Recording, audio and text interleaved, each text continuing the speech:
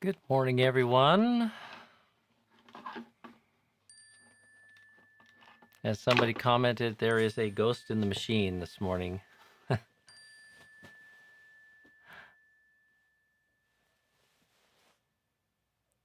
Okay. How's everyone?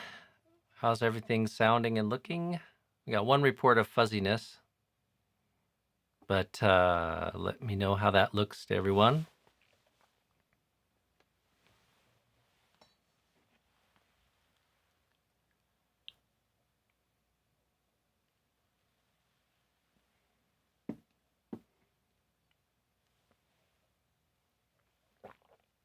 Okay, well, that looks like enough reports of things looking good, so I think we'll go ahead and go with it today. I got a notification that software needs updating, but I don't do that like minutes before I go live, so maybe that addressed the bugs in the system. So, all right. Well, how's everyone today? It's feeling like summer here again. We've had a very mild summer, so I could count on my hand the days that I walked outside and thought, it's definitely summer. But today looks like it's going to be one of them.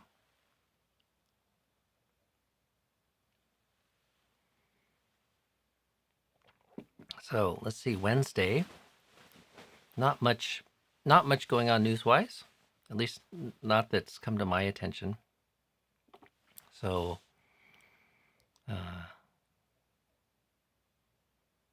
just the middle of a busy week. So I got a request early this morning from Mahisha, who is our friend in Sri Lanka, who every day is going through the talks, these morning streams, and cataloging the questions and creating timestamps and helpful links. And he asked if I could speak a little about sense restraint. And also, I kind of was blanking on my ability to, from memory, sort of recall the different summaries for the jhanas. So I thought today we might kind of run through one of the canonical suttas that goes through these things. Clarity of instruction is something just really important. It's easy to get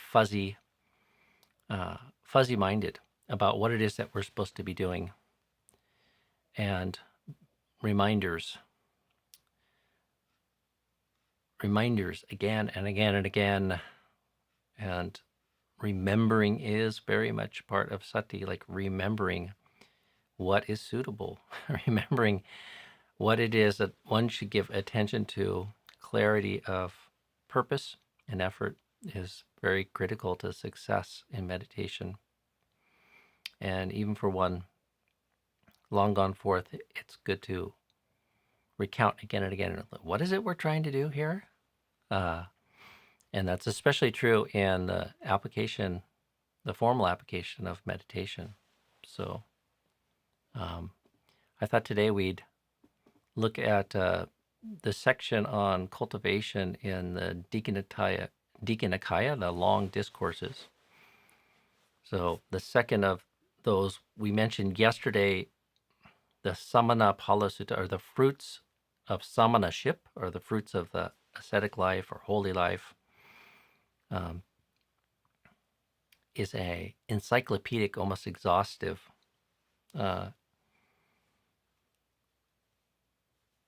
exploration of why it is that one would take up the holy life or an ascetic life or a concerted full-time effort as a spiritual practitioner, and then it deals with the many aspects of that and the fruits that come from living that sort of correctly. So maybe before I can do that, it's just in an effort to learn how to keep up with you all in the chat room here. I'll answer Brandon's question. Does the Pacific Hermitage take on lay students? Not really. That's kind of more a function for it depends what you mean by student.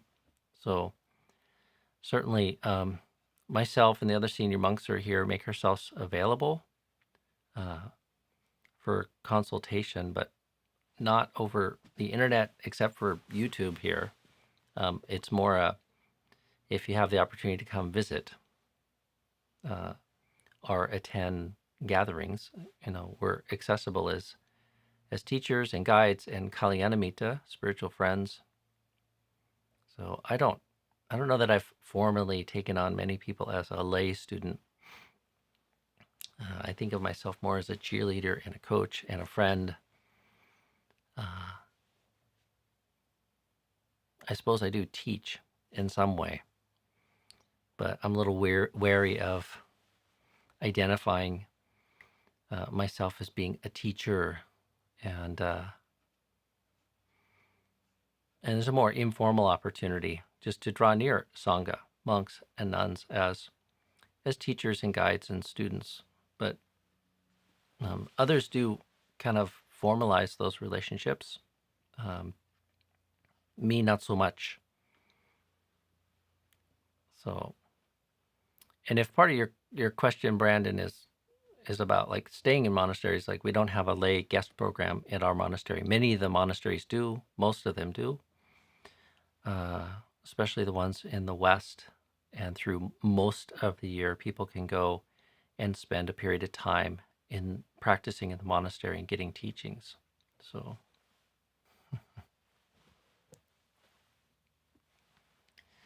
okay, well, what I thought I'd try to do today, we haven't kind of looked at any suttas, is to take a look at Digha Nikaya 2, and in particular, sort of the section on sense restraint, the hindrances, and then direct people to some of these similes for the states of the jhana. So, I'll just kind of comment as I go along. It's a little bit of a longish read for the morning coffee time stream, but we'll go ahead and give it a try here. This section I just wanted to kind of go over is down after a whole section on ethics in the Sāmaññaphalasutta. And this is really one of the more concise canonical ways that sense restraint is defined. How does a mendicant guard the sense doors?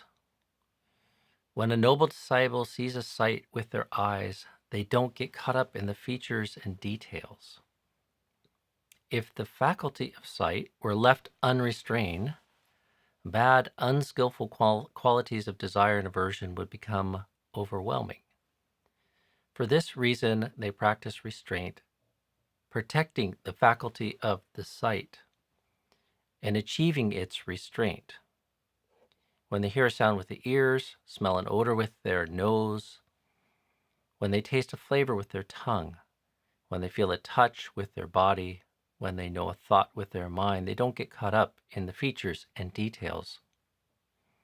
If the faculty of the mind were left unrestrained, bad, unskillful qualities of desire and aversion would become overwhelming. For this reason, they practice restraint, protecting the faculty of the mind and achieving its restraint. And when they have this noble sense of restraint, they experience an unsullied bliss inside themselves. That's how a mendicant guards the sense doors. So, I would oftentimes, the concept of sense restraint sort of comes up for discussion, and our mind tends to go to sort of like, well, what is it that I'm not supposed to attend to?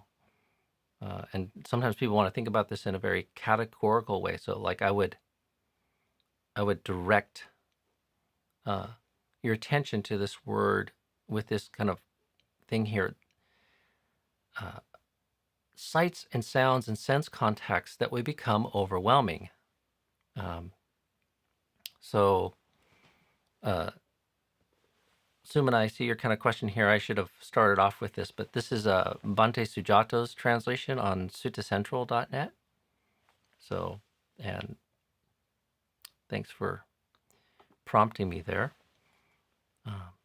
So the key word here is sense contact that would become overwhelming.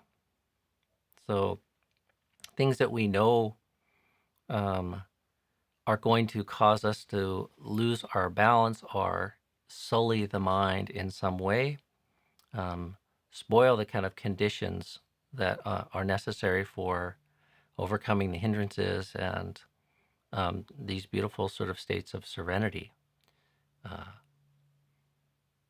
The teaching on sense restraint sort of underscores other encouragements that the Buddha gives, kind of showing that causes and conditions are important and should not be ignored. Setting the environment, your friends, and what it is that you give your attention to, and rather than give some sort of exhaustive list, one needs to know for oneself, and there's a dynamic kind of quality to sort of knowing, both with memory, but also like in the present moment, sort of like what it is that we give our attention to, how it is that it affects us, and guarding the mind. Again, the Buddha doesn't encourage just choiceless awareness and just giving your attention to anything and everything that enters the sphere of your sense consciousness. So, and in particular, reflect on this word overwhelming. Things that will cause us to lose our balance, things that make us angry, that boil the blood, are things that impassion us in ways that causes problems in the mind. So the practice of sense restraint is being judicious about what it is that you attend to, how much you attend to certain things as well, I would say. And that creates the kind of foundation for sort of moving into a sincere and concerted effort to overcome the hindrances. So let's see. So this whole section is called immersion, which is Bhante Sujato's translation for samadhi. It's a beautiful one. From sense restraint, it moves into situational awareness. So this is what one might think of as a concerted and holistic kind of practice of being present as we move through the day, and all the postures, going and coming, looking ahead and aside, bending and extending one's limbs, when bearing the outer robe, bowl and robes, when eating, drinking, chewing, tasting, urinating, defecating, walking, standing, sitting, sleeping, waking, speaking, and keeping silent. That's how a mendicant has mindfulness and situational awareness. So these are his translations for Sati Sampajanya, and we've talked a bit about that. So it is a sincere, holistic, concerted effort to stay present and connected to one's kind of present moment experience, like even when speaking, which can be difficult. Speaking kind of takes us into the abstractions of thought, past, and future. So moving on to that, establishing contentment. How's a mendicant content? He's content with robes to look after the body and alms food to look after the belly. Wherever they go, they set out taking only these things, like they're a bird.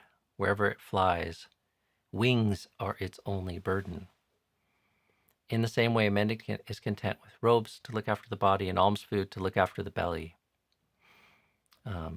So a light, simple living, and content with the requisites of life.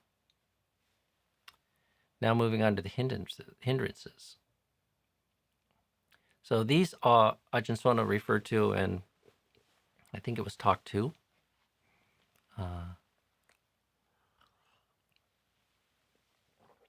So just and those similes of what it feels like to be free of the hindrances. So, there's instructions here on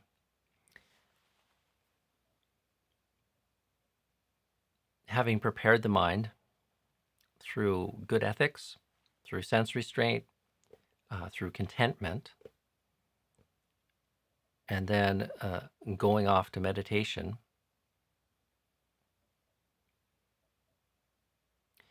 They frequent a secluded lodging, a wilderness, the root of a tree, a hill, a ravine, a mountain cave, a charnel ground, a forest, the open air, a heap of straw.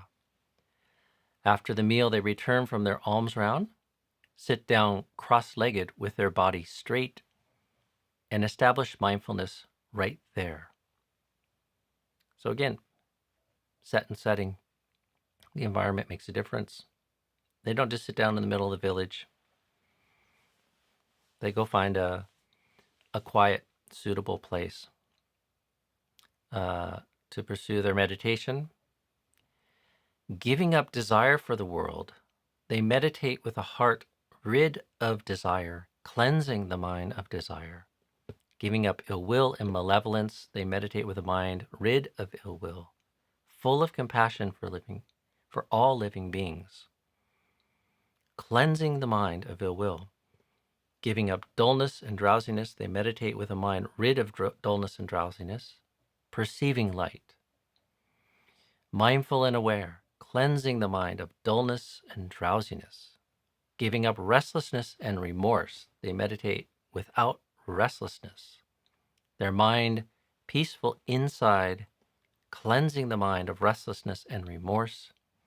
Giving up doubt, they meditate having gone beyond doubt, not undecided about skillful qualities, cleansing the mind of doubt. And then here are these similes that Ajahn Sudanto visited in his second talk. Suppose a man had gotten into debt and were to apply himself to work, and his efforts proved successful, he would pay off the original loan and have enough left over to support his partner. Thinking about this, he would be filled with joy and happiness.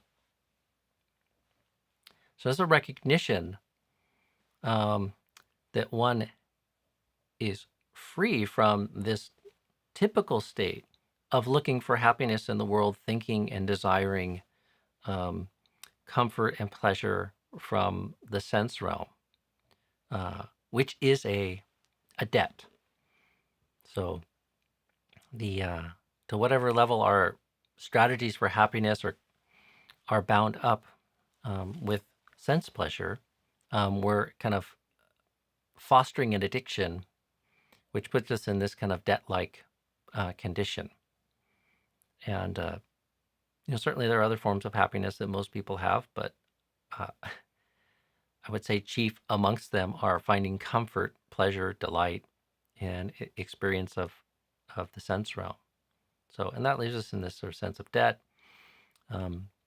We have the faith and wisdom to know that there's higher forms of happiness. We see the drawbacks of that being such a primary strategy for us. We sit down and free ourselves of that delusion that's a wise strategy for pleasure and happiness, a higher pleasure and happiness, and we're filled with joy with that.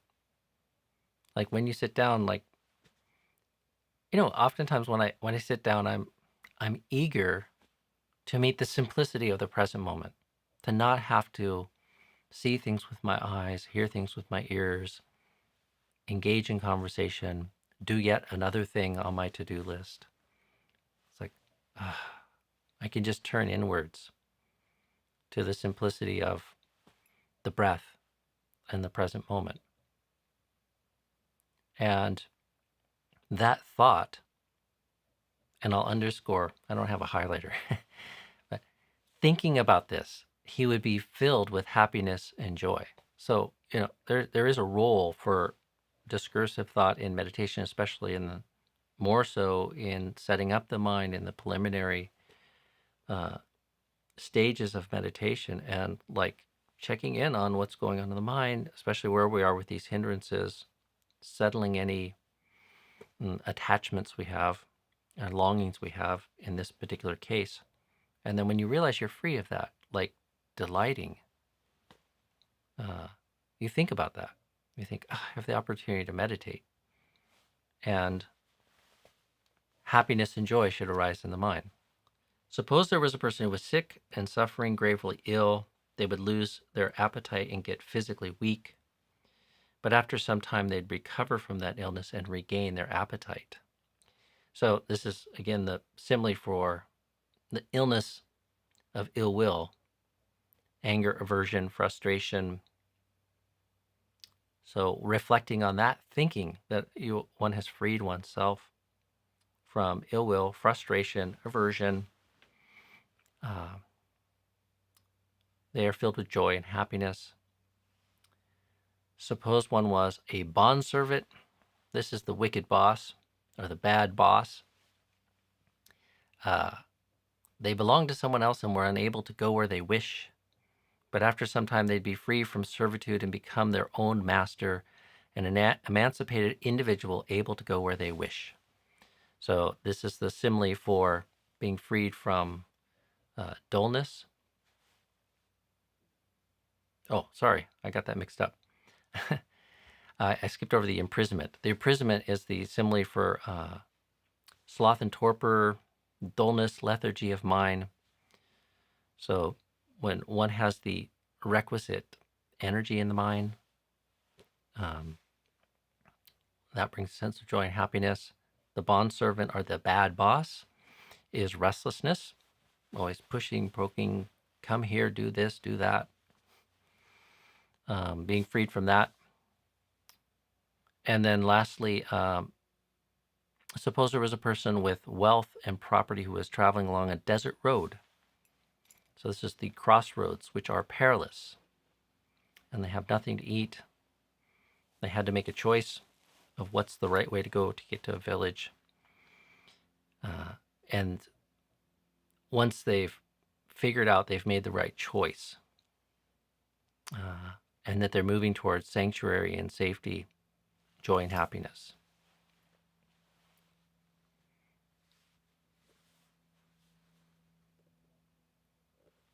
So when these 5 hindrances are given up inside themselves, a mendicant regards this as freedom from debt, good health, release from prison, emancipation, and sanctuary. Seeing that the hindrances have been given up in them, joy springs up.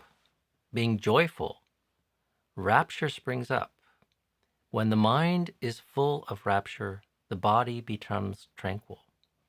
When the body is tranquil, they feel bliss. And when blissful, the mind becomes immersed. So something similar happens in reflecting on our virtue and good deeds.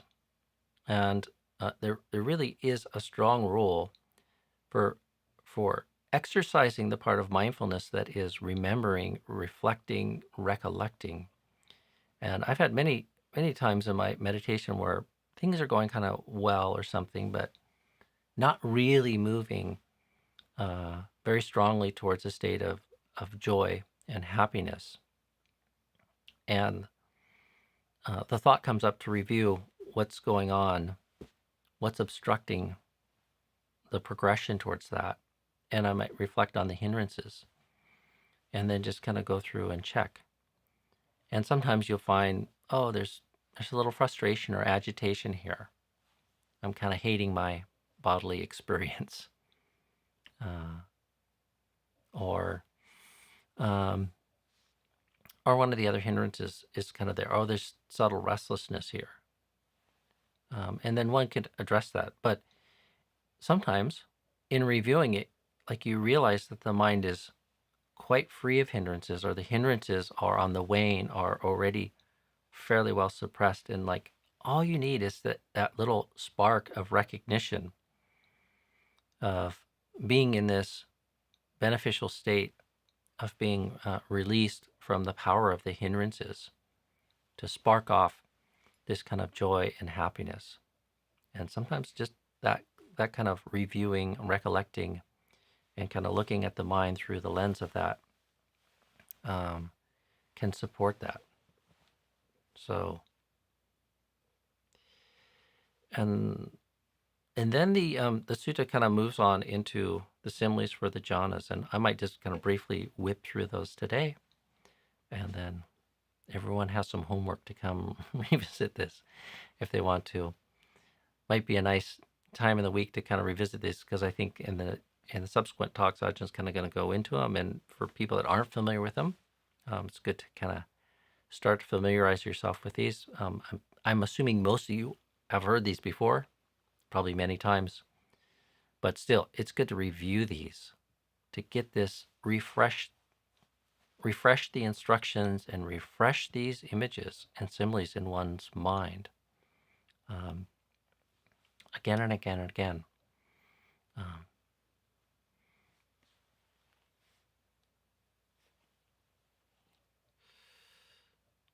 So free from the hindrances, one moves towards the first absorption.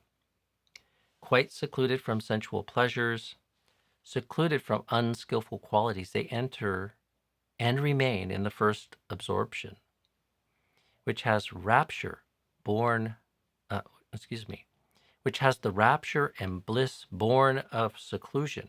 So that's seclusion from, like there is kaya viveka, or seclusion of the body. One has kind of gone off and sought some seclusion, but more importantly, seclusion from these hindrances. So rapture and bliss is born from seclusion, while placing the mind in keeping it connected. So this is Bhante Sujato's language for vitaka vichara, or applied and sustained thought. So placing the mind vitaka, like placing attention on the breath. Vichara, staying connected with the experience of the breath, the present moment experience of the breath. They drench, steep, fill, and spread their body with the rapture and bliss born of seclusion. There is no part of the body that's not spread with rapture and bliss born of seclusion. It's like when a deft bathroom attendant or their apprentice pours bath powder into a bronze dish, sprinkling it little by little with water. They knead it until the ball of the bath powder is soaked and saturated with moisture, spread through the inside and out, yet no moisture oozes out. In the same way, a mendicant drenches, steeps, fills, and spreads their body with rapture and bliss born of seclusion. There is no part of the body that's not spread with rapture and bliss born of seclusion. This great king is a fruit of the ascetic's life that's apparent in the present life, which is better and finer than the former ones. So a higher form of bliss. And for those new to this sutta, it's addressed to a king. So the second absorption, so the second jhana. Furthermore, as the placing of the mind and keeping it connected or stilled, a mendicant enters and remains in the second absorption, which has the rapture and bliss born of immersion, with internal clarity and confidence and unified mind, without applying the mind and keeping it connected. So vitaka vichara fall away in this second immersion, second absorption, because the mind has deepened into a state of serenity and lucidity.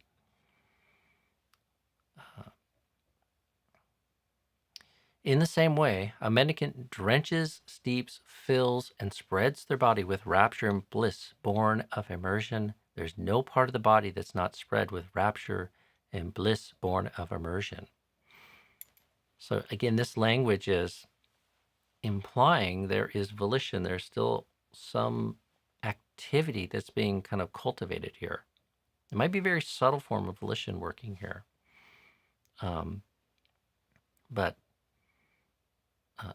a mendicant is drenching, steeping, filling, spreading the rapture and bliss through the body. So there's a refinement, maybe a deepening, a maturation of those qualities of mind. It's like a deep lake fed by spring water.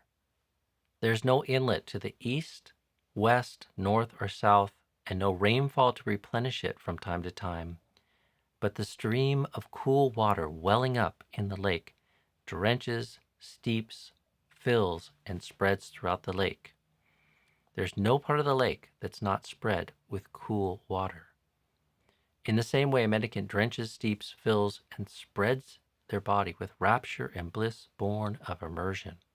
There's no part of the body that's not spread with rapture and bliss born of immersion. This too, great King, is the fruit of the ascetic life that's apparent in the present life, which is better and finer than the former ones. So this is a beautiful simile. A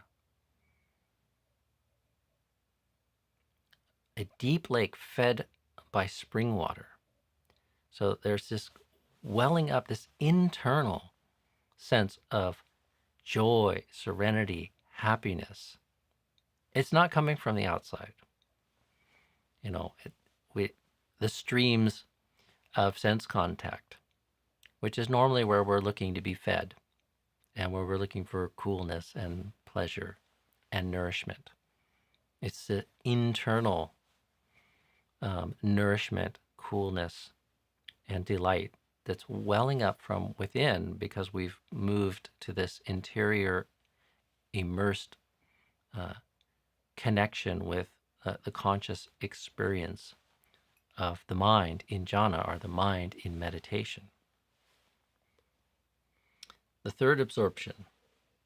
Furthermore, with the fading away of rapture, a mendicant enters and remains in the third absorption, where they meditate with equanimity, mindful and aware, personally experiencing the bliss of which the noble ones declare, equanimous and mindful, one meditates in bliss. They drench, steep, fill, and spread their body with the bliss free of rapture. There's no part of the body that's not spread with a bliss free of rapture. It's like a pool with blue water lilies or pink or white lotuses.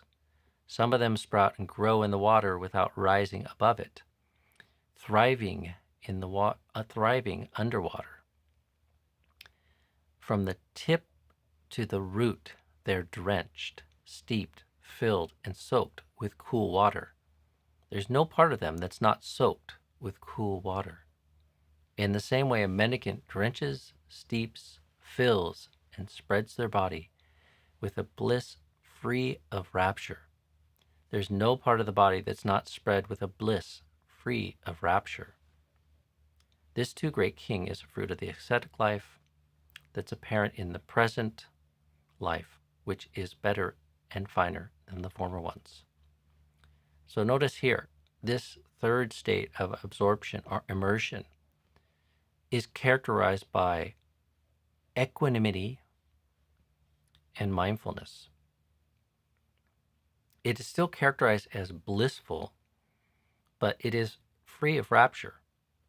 So, joy and happiness have sated the mind and done their work, and the mind is able to move towards a more mindful, purified mindfulness that has as its hallmark equanimity. And yet it's still blissful, but it's a more refined sort of bliss. It's free of the bubbly excitement and the energy of rapture. So that is the third absorption. And then lastly, the fourth. Furthermore, giving up pleasure and pain and ending former happiness and sadness, a mendicant enters and remains in the fourth absorption without pleasure or pain, with pure equanimity and mindfulness. It's like someone sitting wrapped from head to foot with a white cloth. There's no part of the body that's not spread over with white cloth. In the same way, they sit spreading their body through with pure, bright mind. There's no part of the body that's not spread with pure, bright mind. This too, Great King, is a fruit of the ascetic life that's apparent in the present life, which is better and finer than the former ones. So this is an even more profound experience of equanimity, kind of goes beyond what one would think of as pleasure and pain, happiness and sadness. And we've maybe lost a little bit of the connotation of the white cloth that existed in the culture of the Buddha. Actually, monks are forbidden from wearing white cloth, and one of the reasons why was there's a lot of notions of it being holy or sacred or pure, because it's difficult. It's difficult to make pure anything a pure white, and there was notions around white cloth woven to one's dimensions and size for a robe, uncut, unsewn, completely pure and white, as being somehow especially purified, beautiful.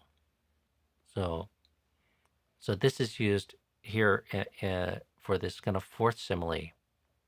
It's like the mind is complete, is pure as can be, bright, white, pure energy, suffuses the whole body, wraps the whole body.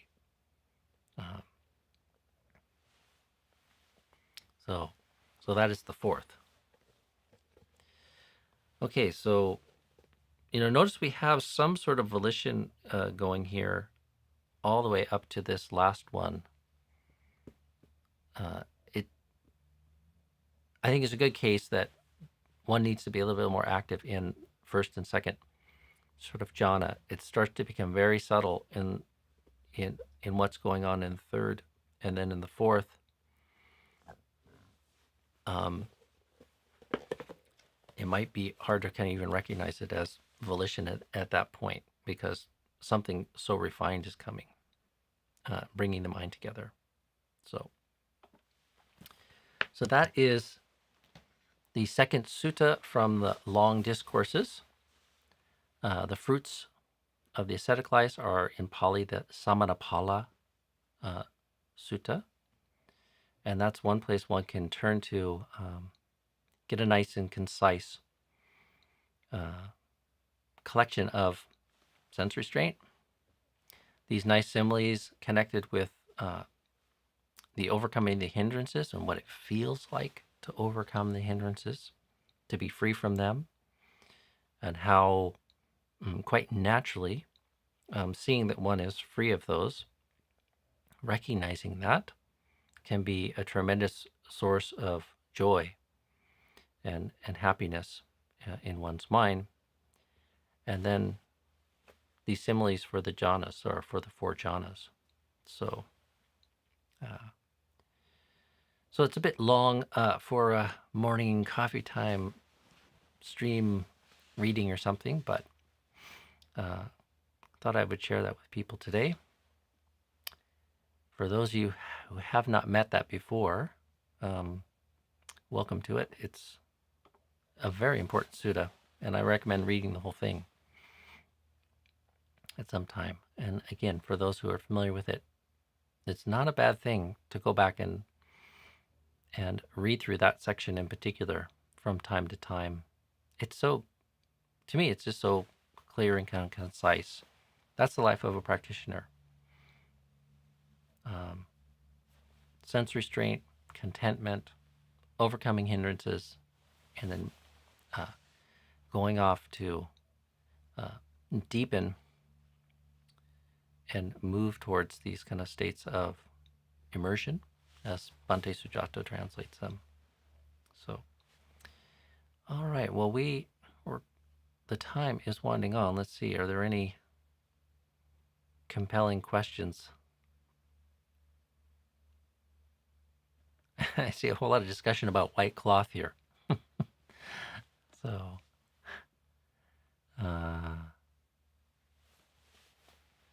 we do have white robe postulants in our monasteries, but I don't know how far back that tradition goes. There's no evidence in the suttas that the Buddha had white robe postulants. If one was underage and they were going to come and live with the monks, then they were a novice. If they were of age, meaning roughly 21, then they could ordain as a monk. So they kind of counted their age a little bit differently. I think it's from conception. So 20, 21, they could be a monk.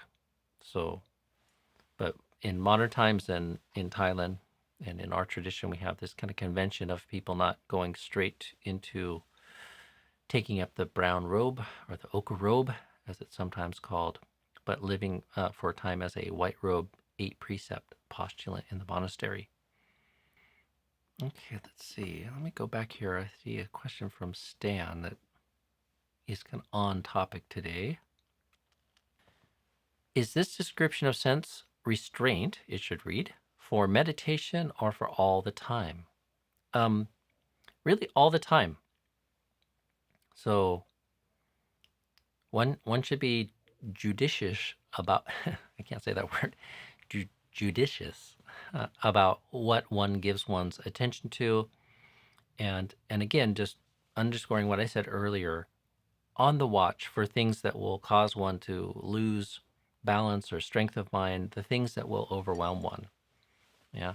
So if politics gets the blood riled up or something, then you might want to rethink your dedication to engaging with the news around the political sort of scene, if you're also intent on furthering your practice, especially cultivating the jhanas. Like, you need to pull back from the things that overwhelm one, both in the positive dimension, like, that cause undue greed or obsession with positive sense experiences in the world, and also the negative ones that overwhelm one. So we need to care for this mind and steer kind of carefully our attention and what it is that we give our attention to. I think there's something in our culture that tells us we shouldn't be so discerning or discriminating. But the Buddha says we should. If you care about your mind and your spiritual well-being, you should be more discriminating about what it is that you give your attention to. And it's not categorical. It's like one needs to know oneself. And, in practice or in reality, sometimes we have to make compromises, and sometimes we have to get it wrong. So, because we have all kinds of commitments. So, but it is something to really reflect on and give some sort of attention to. These choices matter. So, and I've always been impressed, like, part of the reason why people like formal retreats so much is it gives them not just this environment, but permission to practice sense restraint that they wouldn't normally otherwise practice in their home setting or in their everyday routines. And so much of what people actually like about the the fruits of going on retreat is the support for that sort of sense restraint. There is some instruction, there is extra time to kind of put forth effort in your meditation, but I sometimes, especially for beginners or people that aren't yet very skilled in meditation, like I would say a huge amount of the time that they're putting effort to try to meditate, they're failing, but at least they're practicing sort of sense restraint. And like over the period of a formal retreat of 5 days, 7 days, 10 days or something, there is an accumulation of the benefits of sense restraint that start accruing to one. And then all of a sudden the meditation starts to click. The mind seems to settle down a bit more. One seems to have more access to a lightness of the heart, to a lightness of the body. Joy and bliss are a little more accessible. The mind moves to wholeness a little bit better. The kind of balance of energy that one needs matures and develops a little easier. So much of that is born of sense restraint, not improved technique. So conditions matter. Environment matters. What it is that we give our time to, who it is that we relate to, what it is that we feed on. All this matters a lot. So, okay, well, I'm going to leave it at that for today. We've gone a bit long today, but I think it's a worthy way to begin the day and a nice thing to sort of check back in on and remind ourselves of. So, be well, everyone, and I'll see you on the morning coffee stream again tomorrow morning. So, have a good day, and we'll see you later. Bye for now.